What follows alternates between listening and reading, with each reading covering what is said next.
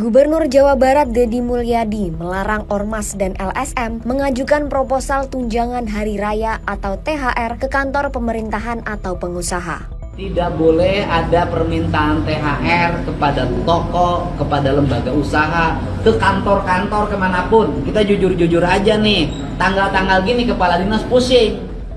Ia mengaku betapa pusingnya para kepala dinas atau wali kota yang dimintakan THR. Untuk itu, Deddy mengimbau tidak ada anggaran THR bagi Ormas hingga LSM.